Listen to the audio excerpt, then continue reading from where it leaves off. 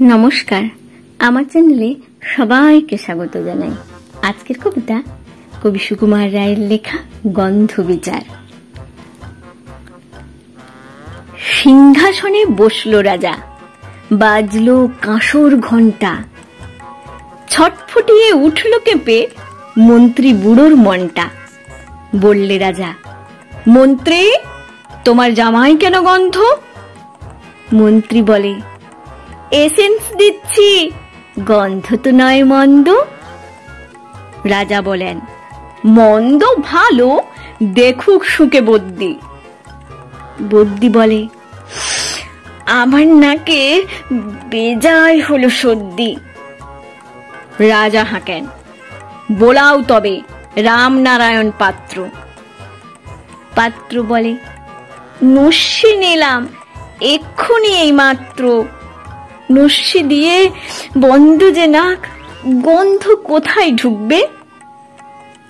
রাজা বলেন, কোটাল তবে এগিয়ে এসো, শুকবে।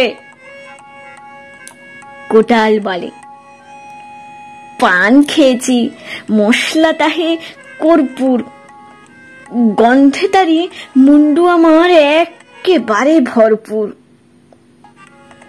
রাজা বলেন, আসুক তবে শের পালোয়ান ভীম সিং। ভীম বলে, আজ করছে আমার সমস্ত গা ঝিমঝিম।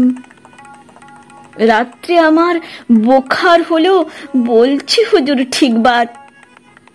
বলেই শুলো রাজসভাতে চক্ষু বুজে চিৎপাত।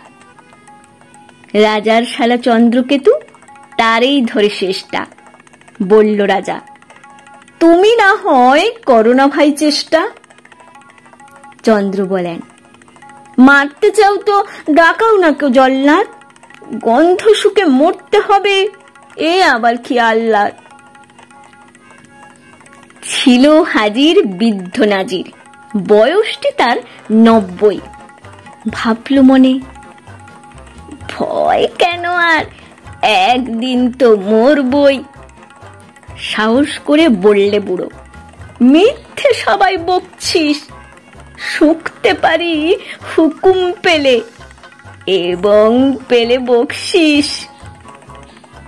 রাজা বলেন, 1000 টাকা ইনাম পাবে সদ্য। তাই না শুনে উৎসাহেতে উঠল বুড়ো মদ্য। জামার পরে নাক ঠেকিয়ে শুকলো কত গন্ধ, রইল অটল দেখল লোকে, বিস্ময়ে বাগ বন্ধ। রাজ্যে হলো জয় জয়কার, বাজলো কাঁসর ঘণ্টা। বাপরে কি তেজ বুড়োর হারে, পায় না সে যে অক্কা।